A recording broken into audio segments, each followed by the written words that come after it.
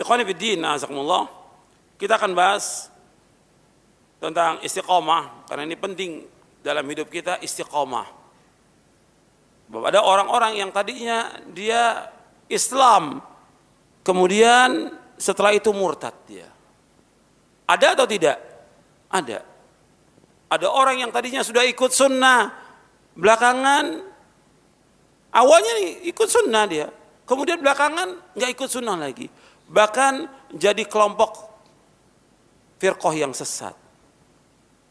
Ada orang yang belajar sunnah, jangan sekarang, di zaman dulu sudah ada.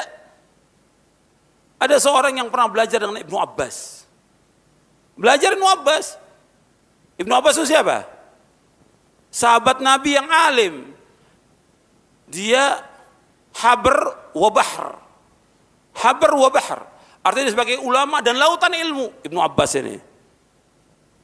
Sampai ketika disebutkan dalam riwayatnya Ibnu Abbas, kalau Ibnu Abbas ini sedang ceramah, luar biasa dia. Ayatnya, tafsirnya luar biasa Ibnu Abbas. Sampai katakan kalau seandainya penduduk Dailam mendengar ceramah Ibnu Abbas, masuk Islam mereka semuanya. Subhanallah, hebatnya Ibnu Abbas. Dan dia yang ceramah di depannya orang-orang Khawarij, sampai keluar ribuan Khawarij itu taubat kepada Allah, Ibnu Abbas. Nah, ada muridnya Ibnu Abbas, belajar Ibnu Abbas, Nafi al-Azruq. Kemudian setelah itu berteman dengan siapa? Dengan orang-orang Khawarij. Jadi Khawarij dia. Jadi Khawarij. Tadi diberikan hidayah dari sunnah, kemudian jadi Khawarij. Dan yang seperti ini banyak. Yang seperti ini banyak. Makanya kita terus berusaha bagaimana kita berada di atas apa? Di atas sunnah. Dan mohon ketetapan. Makanya kita belajar, kita mengkaji tentang istiqomah ini penting. Bukan hanya orang awam. Bukan hanya talibul ilm. Terjadi juga pada para dai. Ketika dia terkena fitnah dengan dunia, nggak istiqomah lagi di atas sunnah.